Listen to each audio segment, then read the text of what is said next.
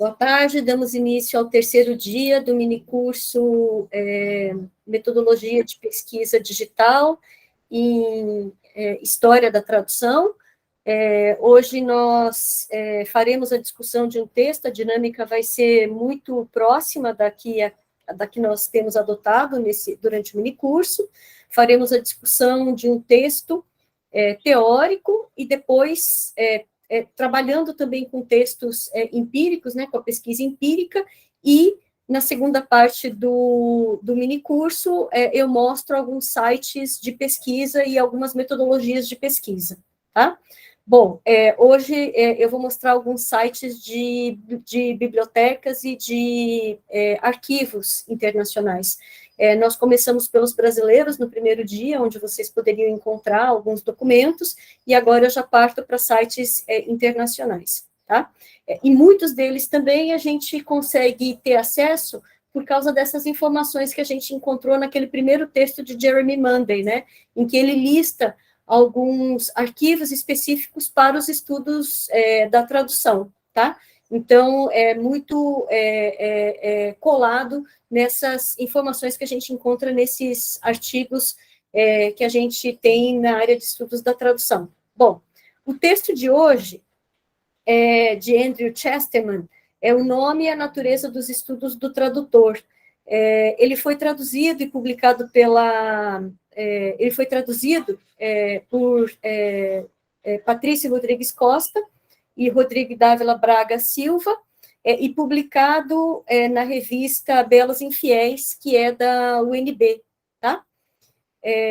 Agora eu não me lembro, ele foi publicado no ano de 2014, eu sempre fico de observar quando é que ele escreveu esse texto, e eu nunca me lembro de olhar essa informação, tá? Mas é interessante observar quando será que ele publicou esse texto em inglês, né?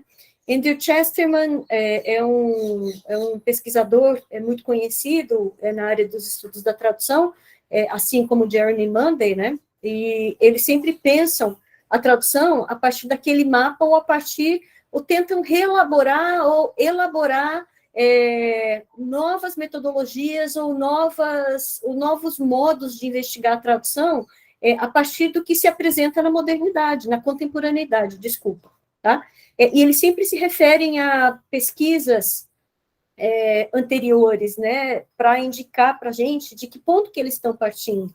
E esse aqui de Andrew Chesterman é interessante porque ele já faz logo uma referência no início ao mapa de James Holmes, que ele começou a mapear, ele começou a fazer o mapeamento dos estudos da tradução, é um texto clássico dos estudos da tradução. Eu acho que para qualquer pessoa que faz qualquer componente de estudos de história, de teoria da tradução, o primeiro texto que a gente tem acesso é esse mapa de James Holmes, para a gente perceber quais são as áreas de pesquisa e quais são as áreas de pesquisa abrangidas pelos estudos da tradução, tá? Então, é interessante essa retomada que ele faz desse mapa de James Holmes, porque a partir daí ele identifica que essa proposta dele de estudos do tradutor, estudar não a tradução, mas estudar o tradutor, ele está implicitamente presente nos estudos, naquele mapinha de James Holmes, mas ele não está explícito, na verdade, né? Então, o que Andrew Chesterman tenta fazer é que seria uma sub-área, né? Ele teria que colocar como os estudos do tradutor seria uma sub-área dos estudos da tradução. Mas, ao invés do foco ser a tradução, seria o estudo do tradutor, ou do intérprete também, viu, gente? Quando ele fala, e ele deixa, inclusive, isso muito claro, quando a gente fala tradução, a gente fala também de interpretação, e quando a gente fala de tradutor, a gente fala também de intérprete. Então, o que Chesterman faz a partir desse mapa desenhado por Holmes, vocês podem observar aqui que não tem estudo do tradutor especificamente, mas ele tenta identificar onde é que estão implícitos essas referências aos estudos do tradutor. A primeira referência que ele faz está nos... Bom, nós temos dois ramos, né? Uma que é a pura e a outra que é a aplicada. Então, começando pela pura, nós temos a teórica e a descritiva. No teórico, ele não se concentra no geral, mas ele se concentra no parcial, e ele diz que os estudos do tradutor estaria aqui implícito, porque está restrito ao meio. Seria análise, o meio da tradução seria a tradução humana ou a tradução automática, ou então a tradução escrita ou a tradução oral. E aqui o tradutor também está implicitamente inserido, tá? O estudo do tradutor estaria aqui implicitamente inserido, tá? Uma outra área aqui também que poderia estar inserido é essa área parcial restrita ao tempo. Aí a gente, o que ele explica é que o estudo do tradutor também poderia estar aqui inserido ou implicitamente inserido nesse estudo parcial que é restrito ao tempo, tá? Uma outra área em que o tradutor estaria inserido também, agora deixa eu voltar para poder permitir a entrada das pessoas. Bom, beleza. Uma outra área em que ele pode estar inserido agora, saindo da parte teórica parcial, ela estaria aqui na descritiva, nos estudos descritivos da tradução, que estaria inserido aqui no orientado ao processo, não aqui ao produto, porque o produto seria a tradução mesmo, né? O tradutor estaria inserido, o tradutor ou o intérprete, estaria inserido aqui, implicitamente inserido no processo, tá? Que foca na cognição do processo tradutório. Então, implicitamente, o tradutor estaria aqui presente também, tá? Agora, na orientação, orientada à função, esses estudos descritivos orientados para a função da tradução, ela seria o sinônimo de recepção da tradução, né? Como meta a sociocultura, né? A recepção, como ela é recebida, como a tradução é recebida, a depender do contexto sociocultural, tá? Então, ele diz que o estudo do tradutor estaria aqui também, tá? Apesar de ser a recepção da tradução, do texto em si, o tradutor poderia estar aqui porque ele diz que Holmes, inclusive, indica, e isso está mesmo naquele mapinha de Holmes, né, no texto que foi publicado em 71, acho que foi em 78 que ele publicou esse texto. Começou a fazer o mapinha e publicou em 78. Ele orienta, na verdade, ele faz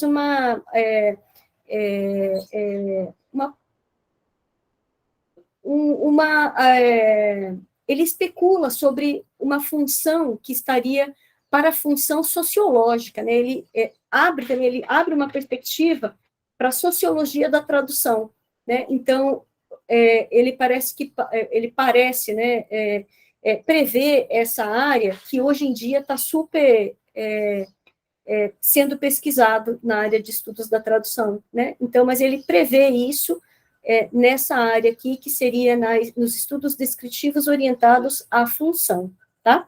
Agora, os estudos da tradução estariam diretamente, apesar de não aparecer, né, o estudo do tradutor, mas ele estaria, sim, presente na área aplicada, obviamente, na formação de tradutores e nas ferramentas de tradução também, tá? As políticas de tradução também e na crítica de tradução, tá? Então, o estudo do tradutor estaria diretamente ligado a essa área que é aplicada.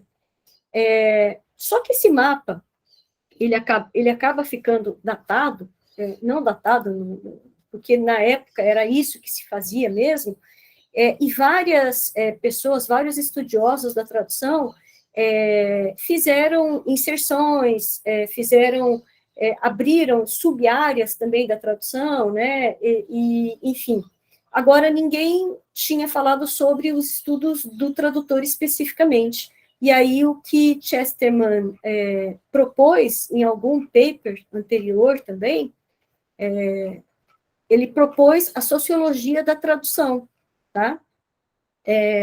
Dentro da sociologia da tradução, então, pegando esse elo da tradução orientada para o estudo aplicado, ele teria entrada por meio da sociologia da tradução, que é uma área muito pesquisada hoje, tá? Agora, a sociologia da tradução, ela está ligada em sociologia das traduções, dos tradutores e do traduzir, tá? Então, o que foi previsto no mapa de Holmes era a sociologia das traduções. Como é que esses produtos circulariam, ou circulam, como as traduções circulam nos países ou nos ambientes socioculturais diferentes, tá? Agora, a sociologia dos tradutores e a sociologia do tradutor não foram previstos e não estão presentes na discussão de Holmes, no que Holmes propõe, tá? Então, a partir desse ponto, ele identifica a presença do tradutor em várias áreas e sub-áreas desse mapa de Holmes, mas não especificamente uma sub-área, como uma sub-área, que é algo que vem sendo muito feito, né? A gente pode perceber pelo primeiro texto que nós lemos, de Jeremy Monday, hoje, né? As pesquisas mais recentes apontam muito para a sociologia dos tradutores, tá? Agora eu vou ler esse trecho, porque eu não quero perder... bom, como ele diz aqui, a sociologia das traduções já tá tratada, então ele vai tratar dos tradutores e do traduzir.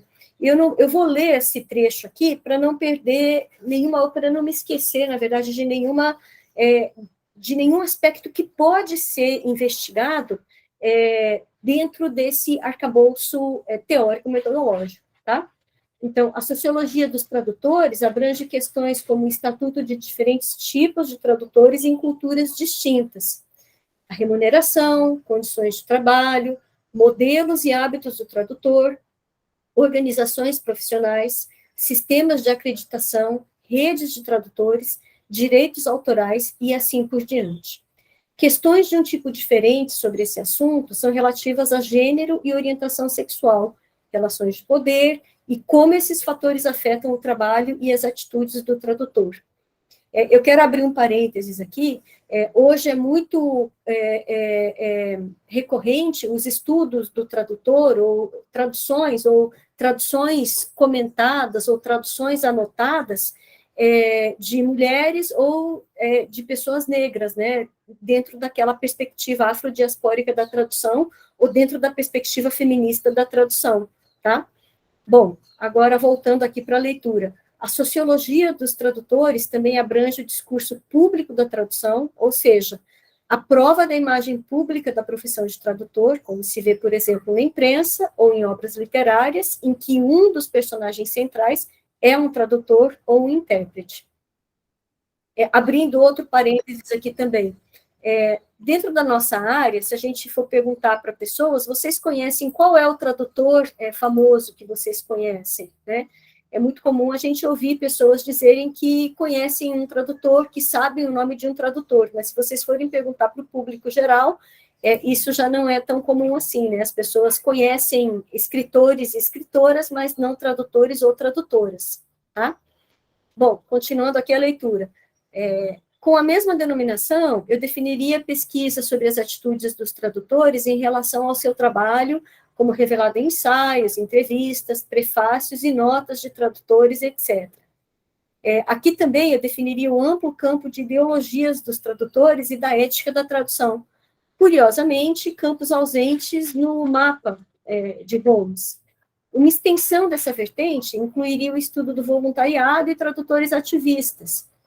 E agora também nós temos tradutores comunitários, né, tradução comunitária também, tá? Então, são vários aspectos da contemporaneidade que não foram contemplados lá na década de 70, quando Holmes mapeou o que se fazia sobre as traduções, que estudos que eram feitos sobre a tradução, né? Esses estudos estavam muito espalhados em várias universidades e em vários centros, e aí Holmes consegue mapear, fazer esse mapeamento geral, mas na época, essas questões que nós temos hoje não se apresentaram lá na década de 70, então, obviamente, não apareceriam nesse mapa. A sociologia do processo de tradução, por outro lado, está relacionada ao estudo de fases do ato tradutório, práticas de tradução e procedimentos de trabalho, procedimentos de controle de qualidade e processo de revisão, a cooperação em equipes de tradução, elaboração múltipla, relações com outros agentes, incluindo o cliente, e assim por diante, tá? Então, muito do que foi tratado ontem no artigo de Jeremy Monday sobre o processo criativo da tradução literária, eu acho que Monday tratou pelo aspecto da história, né, trabalhando com o arcabouço teórico da história e da literatura. E aqui, Chesterman sugere a sociologia da tradução, né? Eu achei interessante também, porque é um outro olhar sobre, ou uma outra metodologia para a gente poder analisar como esse processo da tradução se desenvolve em determinados grupos. Isso me faz lembrar muito esses fansubs que a gente tem hoje em dia, que antigamente era um trabalho muito... Bom, quando surgiram essas traduções, elas eram feitas individualmente e as pessoas submetiam a tradução. A tradução, na verdade, era feita de um modo real, né? Apareciam, os episódios apareciam, e aí as pessoas que sabiam inglês, porque os episódios do japonês, principalmente os animes, né, do japonês, eram traduzidos para o inglês, e a partir do inglês, as pessoas que sabiam inglês faziam a tradução para o português, para o espanhol, enfim, para outras línguas também, para o chinês, coreano, enfim. Isso era muito individual e havia muito... E aí eles perceberam, e aí eles começaram a se dividir também, né? Os fãs começaram a dividir, olha, eu fico com essa parte, com essa outra parte, aquele outro com a outra parte e tal, e aí a gente junta e lança as legendas ao mesmo tempo, de uma forma muito rápida, para que todo mundo possa ter acesso a esse episódio. Mas eles perceberam que havia muitos erros, havia muitos problemas de coesão, coerência, enfim, e aí eles mesmos começaram a se organizar. É interessante isso, né? Então, essas traduções que eram feitas em tempo real, elas começaram a virar um sistema, parece um sistema de produção de fábrica, né? O negócio ficou tão profissionalizado que havia também um grupo que criou especificamente a revisão da tradução, a revisão das legendas também, né? Então, isso é interessante observar, é um exemplo de como esse processo se dá em um tempo mínimo de tempo, para que os fãs possam ter acesso aos episódios que são lançados, né, pela mídia. Dessas considerações que Chesterman faz, ele sugere os estudos do tradutor, e aí ele sugere sub-áreas, primeiro a cultural, o cognitivo e o sociológico, tá? Então, ele diz já, na verdade, que muito do que ele pesquisou e do que ele sugere é também fruto de pesquisas empíricas que estão surgindo também, que estavam surgindo na época que ele escreveu o artigo, né? Se a sociologia da tradução, lá na década de 2010, né, na década de 2010 para 2020, já estava em alta, agora, então, ele está muito maior, né, são muito mais pessoas fazendo esse tipo de pesquisa com foco no tradutor, tá? Ou no intérprete, no caso, tá? Quando eu falo tradutor, eu estou incluindo o intérprete aqui, bem como o Chesterman diz no artigo dele, tá? Então, é um arcabouço interessante para a gente pensar também como é que a gente faria o estudo do tradutor, né? E aí ele divide nessas três sub-áreas, mas essas três sub-áreas não estão também em oposição, tá? Elas estão também muito imbricadas, elas estão muito juntas umas das outras, tá? Ao mesmo tempo que a gente trata do aspecto cultural, a gente também trata do aspecto cognitivo e do sociológico, né? Então, eu acho que é um mapa ou um arcabouço mais holístico, né? A gente não pensar em aspectos muito pequenos, mas a gente pensar o estudo do tradutor dentro de um contexto maior também, né? Mas é isso que a sociologia do tradutor pensa, né? Dentro de um contexto maior, né? Qual a agência do tradutor, ou qual a agência do intérprete dentro de um determinado contexto maior, tá?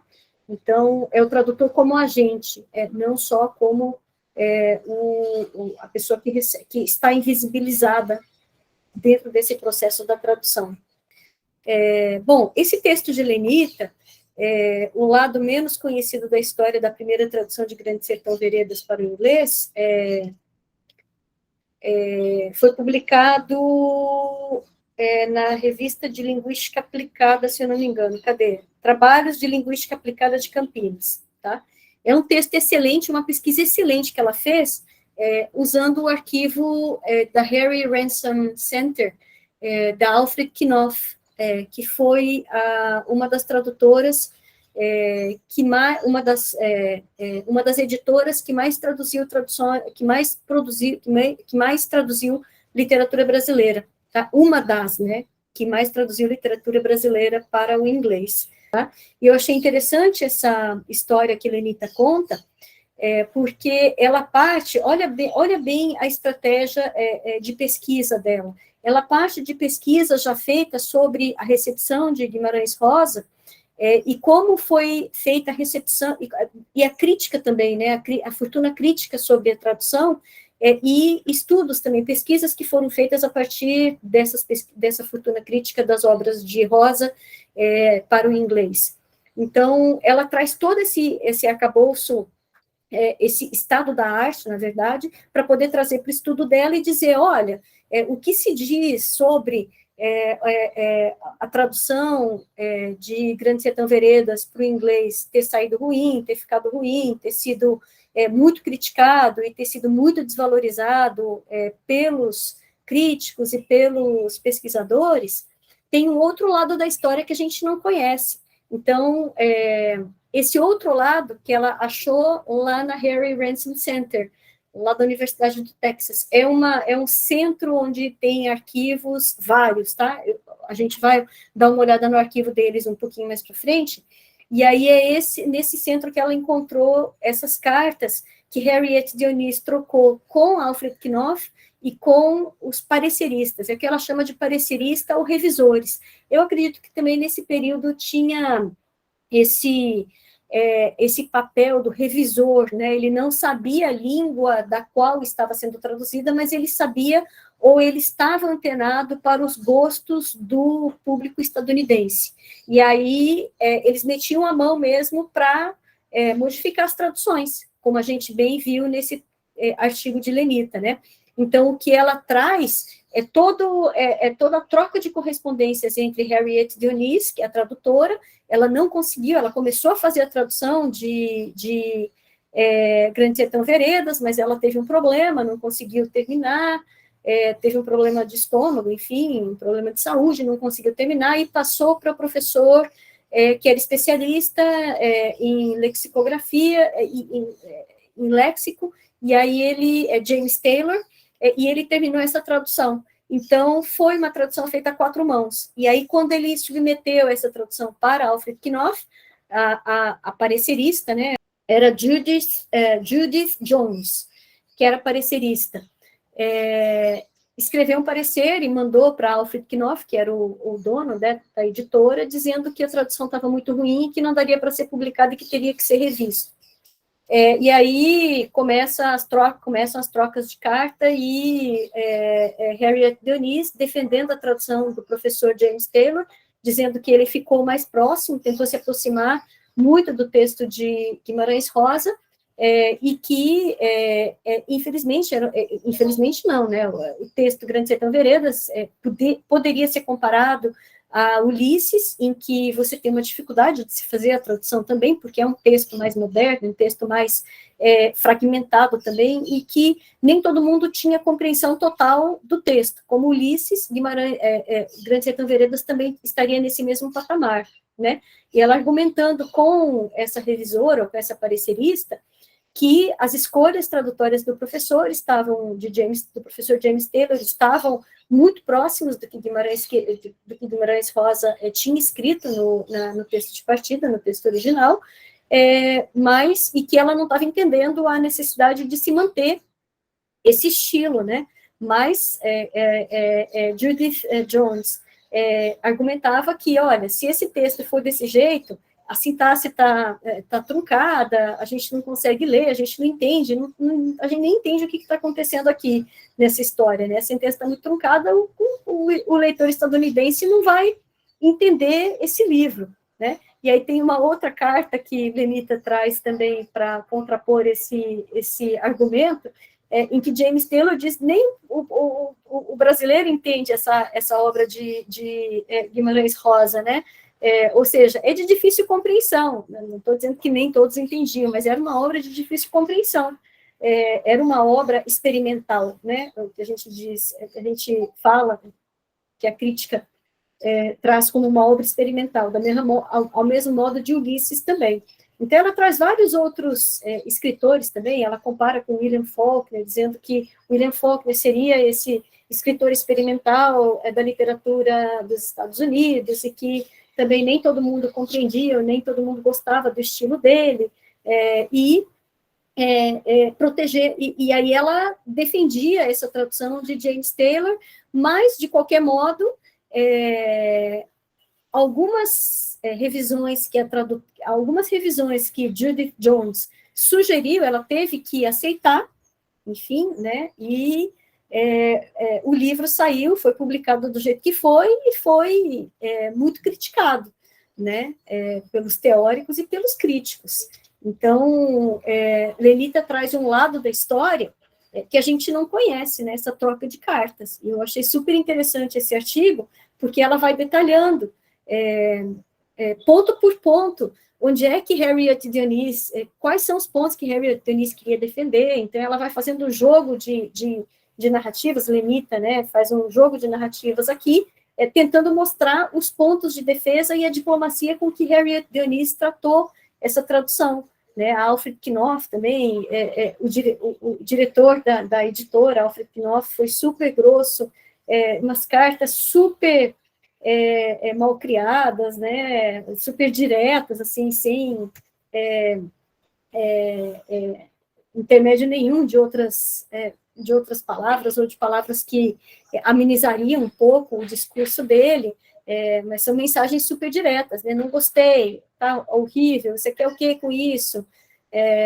Você me fez perder tempo, você me apresentou esse artigo, esse autor, e eu comprei a sua ideia, e aqui a tradução agora está uma droga, né, traduzindo assim, está muito ruim, ficou muito ruim, e como é que eu vou publicar um negócio desse, né, é algo que não vai vender. Bom, e aí saiu do jeito que saiu, né, essa tradução para o inglês, né. Eu achei interessante esse artigo de Lenita, porque ela traz todo esse jogo de correspondências, e como é que a gente pode explorar esse jogo de correspondências dentro dos estudos da tradução, né? Isso é interessante, porque mostra a discussão que a gente estava tendo ontem, estava em off, né? A gente não gravou essa discussão, mas a gente sabe a máquina que está por trás do tradutor, né? O tradutor não tem a liberdade de fazer o que ele bem entende, o que ele quer, porque existe um revisor da tradução, existe um editor e existe uma editora que precisa vender aquele livro, né? Então, nem sempre as escolhas que o tradutor faz são aquelas que são respeitadas pela revisão final. Bom, então eu vou partir agora, eu vou compartilhar uma tela, já vou começar com o Harry Ransom Center. Se vocês olharem aqui, são várias informações que a gente tem, várias informações sobre materiais que tem, as coleções que eles têm, só que como eu sei direto que todo o arquivo da Alfred Knopf está lá, eu digito já direto, eu não fico muito procurando esses links, não, tá? Aí eu fui direto para Alfred Knopf. An Inventory of its Records at the Harry Ransom Center. Bom, aqui. Bom, quando a gente abre esses sites, é sempre interessante ler o que é a coleção. Deixa eu tentar aqui aumentar um pouquinho mais, vamos ver se eu consigo. Eu estou descendo aqui com o meu cursor, mas ele não vai para baixo, porque ele abre tudo. Exatamente tudo que está em cada caixa, ele vai abrindo na mesma página. É uma coisa, assim, absurda isso. eles não conseguiram se organizar ainda, pelo menos online, né? O centro é super organizado, é super fácil de pesquisar, pelo que eu vi com pessoas que foram para lá. Agora, o site deles é horrível de pesquisar, tá? Então, é legal vocês darem uma olhadinha, para vocês olharem, darem uma lida, né, nas descrições, o que tem de material, e, enfim. Tem Biographical Sketch. Eu estou descendo só para mostrar para vocês como é que esses arquivos são organizados, tá? Para quem nunca fez pesquisa em arquivo, e para quem nunca fez pesquisa, porque o que acontece? A gente não tem acesso a esses arquivos, e se a gente for lá no balcão e falar, olha, eu quero uma carta de Alfred Knopf para Jorge Amado, o cara não vai nem se mover uma palha para te ajudar, porque é impossível fazer isso. A gente é que tem que fazer a pesquisa antes, saber em que caixa quem se encontra, ou que pode se encontrar esse tipo de correspondência, pede a caixa toda para ele, ele traz a caixa e você vai procurando documento por documento. É dessa maneira que acontece, tá? Então, eu estou dando todo o passo a passo para vocês, principalmente para quem nunca fez pesquisa em arquivos, tá? Esse arquivo, esse fundo da Blanche Knopf, ficou muito tempo fechado, porque tinha uma pessoa que estava fazendo a biografia de Blanche Knopf, tá? Ela foi contratada pela família Knopf, Knopf, né? Knopf não. Ela foi contratada pela família Knopf para fazer essa bibliografia de Blanche, tá? Bom, então, aqui é o conteúdo. Olha só de que forma que ele está, como o conteúdo, são milhões de caixas dessa editora, tá? Como é que ela está dividida? General Correspondence, Personal Papers, né? Correspondência pessoal, aqui é correspondência geral, aqui é correspondência pessoal, e aí tem as subséries, tá? Dentro das subséries, se a gente for ver, são várias pastas que tem, tá? E são essas subpastas que nos interessam também, essas pastas que nos interessam. Então, vamos descendo, só para mostrar para vocês o que acontece, como é que elas estão divididas, tá? Olha aqui, Other Subjects and Interests, aí tem a série 3. São várias séries, na verdade, né? Tem a série 1, série 2, série 3, série 4, e tem a série 5, que são Editor's Files. E se a gente for procurar cada nome aqui, de repente até vocês passem por algum nome que te interesse. Todos esses arquivos estão guardados aqui, tá? Tem a série 6, que é o Editorial Department Files. Olha aqui, especificamente, Translations. Vocês estão vendo? Então, essa subsérie F talvez possa nos interessar. Então, se a gente passa o cursor aqui e não tem aquela mãozinha, né, que aparece, que a gente pode ser direcionada para algum site, a gente vai ter que ir para cima aqui para poder ver o que é isso aqui, Translations, tá? Então, eu vou aqui, Department Files, só que a gente vai ter que descer tudo, tem que passar por vários boxes, vocês estão vendo aqui, box, dentro de cada box, aqui, a caixa 986 tem o folder 1, 2, 3, até o 19, tá? Até o 10, aí vamos descendo, vamos descendo, vamos descendo. Ó, Translations, ele está bem aqui. Qual o conteúdo dessa caixa aqui? Aí, File Storage Record, não nos diz tanto, né? Então, eu não vou querer, ou, de repente, eu vou querer ver. Aí, eu clico aqui. Então, a gente tem que escrever também. Isso aqui é tudo feito eletronicamente, né? Então, a gente tem que chegar lá no centro, pedir, e aí os caras pegam e deixam disponível para você. Bom, não vou querer esse file. AAK Alfred Knopf Recommended. Ó, essa é bacana, de 63 a 71. Então, deve ter algum livro que nos interesse. Então, eu vou querer olhar esse box 1171, folder 4. A gente pode pedir o folder, que é a pasta separadamente, ou se a gente quiser, a gente pode pedir a entire box, tá? Que é a pasta toda, a caixa toda. Desmarca aqui e pede a caixa toda. Principalmente porque tem Latin America aqui, tá vendo?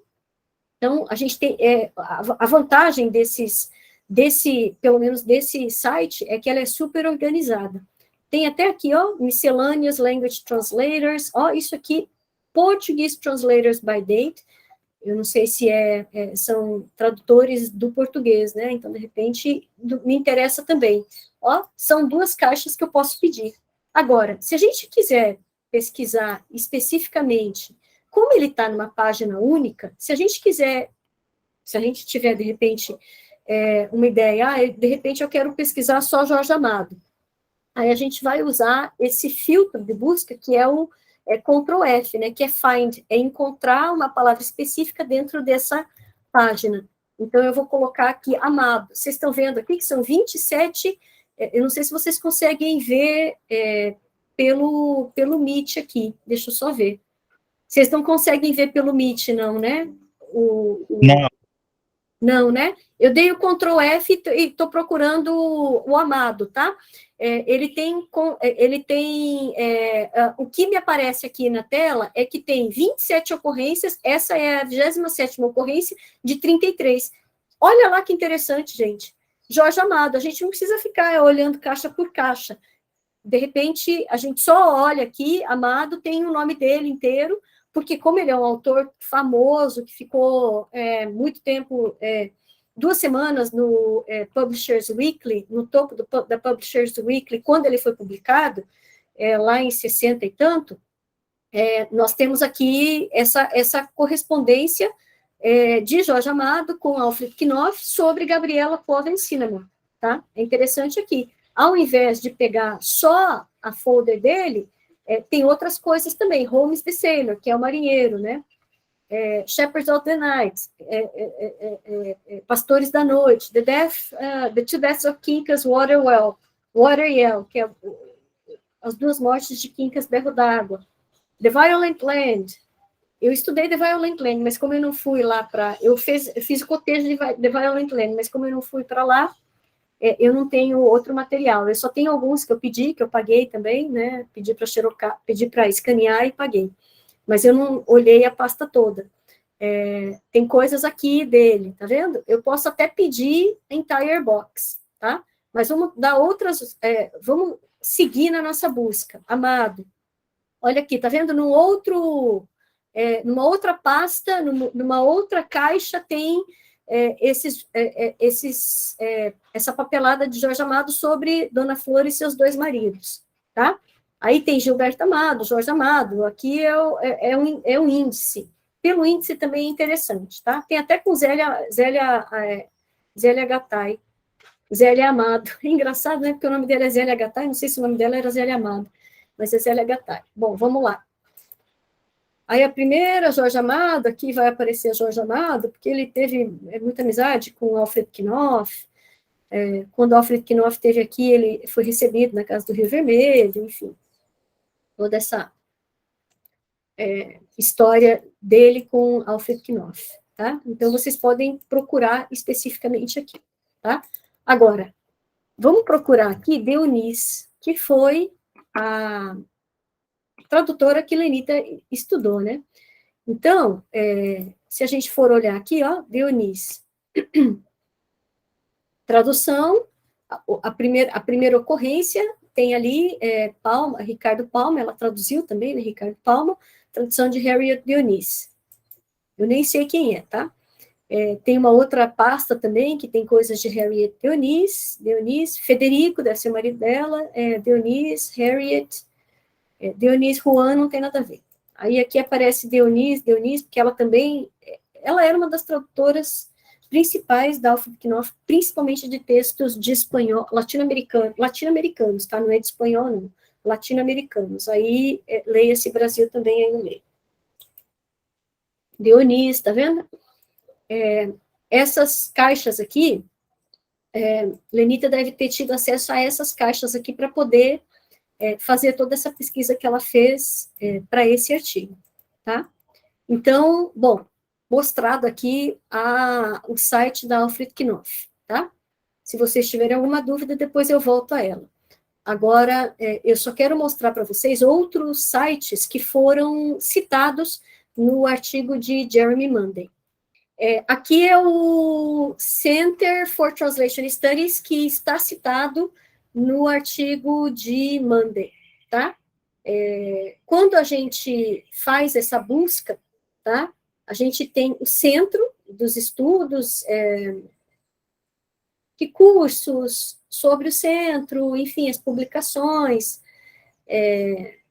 podcast, vídeo, eventos, e várias coisas aqui. E aí eu entrei nesses sites, ele foi me levando de um para um, foi pulando. Eu falei, eu não vou fazer esse caminho quando eu estiver com os meninos. Eu só vou mostrar para vocês, eu só vou passar para vocês aqui, eu vou botar no chat. Esse é o site, tá? Translation UP Dallas Edu, tá? E aí, a partir dessas informações, a partir desse centro, eu fui para várias outras páginas, e aí eu vou mostrar para você essas páginas. A primeira é essa aqui, que eu acho mais interessante, que é a revista publicada por esse centro, que é Translation Review. Ele está sendo gerenciado pela Taylor and Francis agora, tá? Então, ao invés de ficar fazendo vários caminhos, eu já decidi ir direto a essa página aqui da Translation Review. Então, aqui nós vamos pesquisar as issues, né, que tem. Aqui é a latest issue, vamos dar uma olhadinha para ver se tem current issue, list of issues. Então, vamos dar uma olhadinha para ver onde é que está.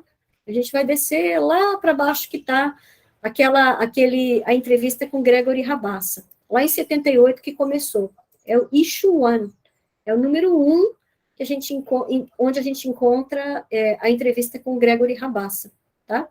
Aqui tem Bringing a New Focus to Literary Translation, provavelmente é um editorial, e aqui, The Translator's Voice, an interview with Gregory Rabassa. Infelizmente, gente, a gente não tem acesso a essa entrevista, tá? A não ser que você pague, não sei se, enfim, eu tentei acessar aqui, mas pelo Brasil eu não consigo acessar, tá? Ele é uma revista paga. O que eu acho que Jeremy Monday, inclusive, disse que ele era gratuito. Ele é gratuito, provavelmente, para o público lá da UK, do Reino Unido, mas aqui para a gente ele não é, tá? E agora eu vou passar diretamente para outro arquivo que Jeremy Monday menciona no artigo dele. Esse eu acho super interessante, porque o arquivo, eu vou passar direto também. Quando a gente entra na primeira página, a gente é direcionado para várias outras páginas, enfim, eu vou passar direto onde é que está essa coleção, tá? Aí, enquanto eu estou olhando aqui, vocês podem também olhar. Esse é aquele arquivo de Literary Translation Archive. Eu achei super interessante essa iniciativa, porque a gente não tem esse tipo de arquivo específico para tradutor, como eu disse para vocês, como a gente vem falando desde o primeiro encontro, né? A gente encontra papéis soltos em arquivos de escritores, em arquivos de editoras, em arquivos do governo, quando são projetos financiados pelo governo, mas a gente não tem um arquivo específico para o tradutor. E aqui nós temos, né? Ele está dentro da University of East Anglia. É o site que eu acabei de passar para vocês. Só que vocês podem ver que ele é muito pequenininho, né? Nós temos a coleção de Anne Bourne, não sei, não conheço, Anthony Vives, também não sei como ler, e David Bellos, que é aquele material que Jeremy Monday usou para fazer a descrição do processo criativo de tradução, tá? E eu achei super interessante ele disponibilizar todas essas informações para a gente no artigo anterior, naquele primeiro artigo que nós lemos, tá? Nós temos também um outro tradutor, John Fletcher, e um outro, Paul Verlaine, não sei como se pronuncia também, tá? Então, vocês podem perceber que são poucos, mas eles estão pelo menos, e são tradutores mais recentes também, que são mais conscientes de que precisam, ou estão mais conscientes da necessidade de se guardar esses rascunhos, ou a documentação para futuras pesquisas, né? Para que pesquisadores possam olhar esse material. Ou não também, né? Porque cada um tem o direito à sua privacidade também. Bom, então, aqui a gente clica David Bellows. Se vocês vão para essa série, clicando, né, nesse nome, David Bellows, essas séries aqui, ó, Life a User's Manual, não faço a menor ideia do que seja, The Memory of Childhood, provavelmente são os livros que ele traduziu, né? Things, The Story of the 60s, 53 Days, The Winter Journey e General. Life as a User's Manual. Só que aqui a gente não tem o scope, né? Mas o arquivo não está digitalizado, então a gente teria que ir para lá, para a University of East Anglia, para poder ter acesso a esse material, tá? Bom, então é isso. Agora, o último site que eu quero mostrar para vocês é esse, que é o também citado no artigo de Jeremy Munday. Então, vocês estão vendo que no primeiro dia o foco foi o arquivo nacional, né? Foram os arquivos nacionais. E aqui agora eu estou trazendo para vocês onde é que a gente pode encontrar material em arquivos internacionais, tá? Esse arquivo, especificamente, gente, é muito interessante, porque está na University of Reading. Ele é muito interessante porque ele traz, ele guarda o repositório das editoras do Reino Unido, tá? Não são todas, são poucas, são 20. Mas é interessante porque lá a gente pode encontrar, como a gente vem conversando, não tem um material específico sobre tradução, mas olhando os arquivos das editoras, a gente pode encontrar alguma correspondência com o tradutor, ou alguma coisa sobre a tradução, ou algum rascunho de tradução. Eles geralmente eram jogados fora, né? Essa que é a questão, mas algumas editoras guardam, né? Guardaram, então algum tradutor, de repente, disponibilizou e eles incluíram nesse arquivo também. Pode ter acontecido isso, tá? Agora, onde é que está a lista desse arquivo aqui? Como é que a gente pode saber onde é que está, tá?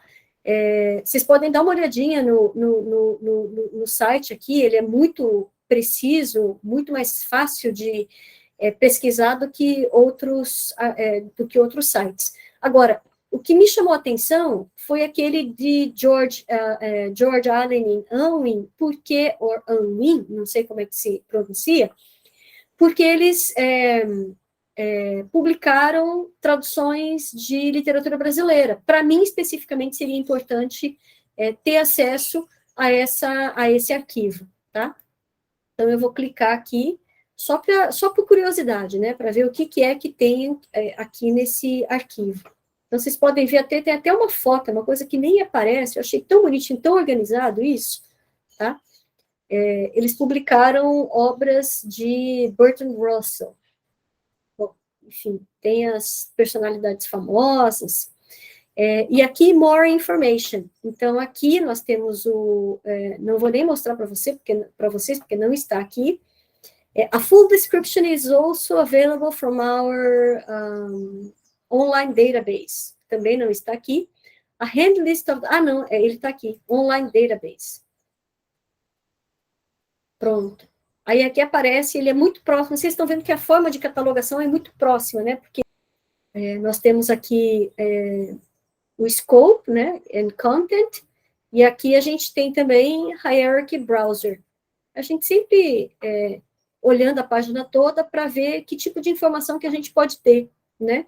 E como é que a gente faz para pesquisar também, porque algumas dessas instituições exigem, os arquivos não estão guardados lá especificamente, então eles pedem que a gente entre em contato com 2 ou 3 dias de antecedência para eles poderem levar esses arquivos lá. Isso aconteceu comigo lá na British Library, quando eu fui fazer pesquisa lá, alguns livros que eu pedi não estavam guardados lá especificamente. Por quê? Porque a biblioteca não é exatamente o lugar onde eles guardam esses livros, né? O repositório pode ficar em lugares, em outros lugares. Por quê? Porque as bibliotecas expandiram tanto e as coleções expandiram tanto que eles não têm lugar mais onde guardar esses livros.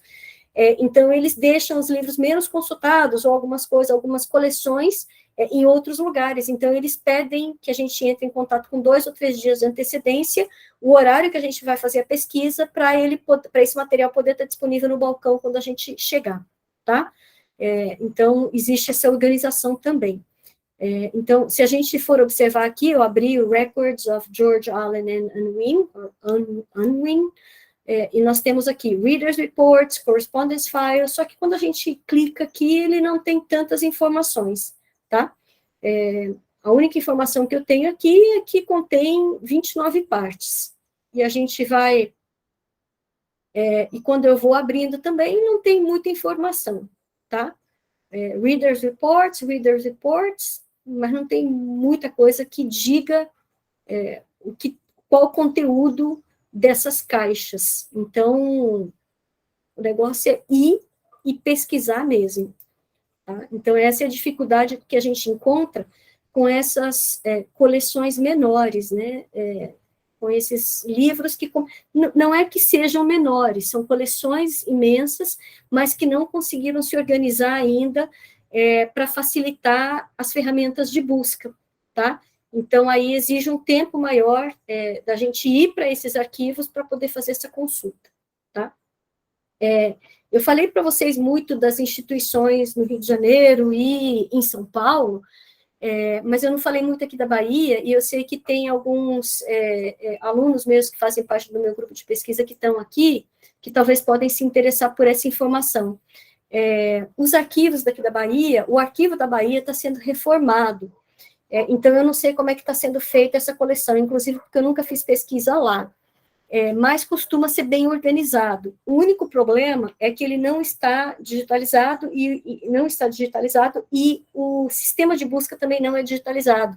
Então, a gente sabe que tem o arquivo, que tem o fundo está lá no Arquivo Público da Bahia, mas a gente não sabe o conteúdo dessas caixas, tá? Então, a gente tem que ir lá e passar um tempo pesquisando para poder conseguir essas informações, né?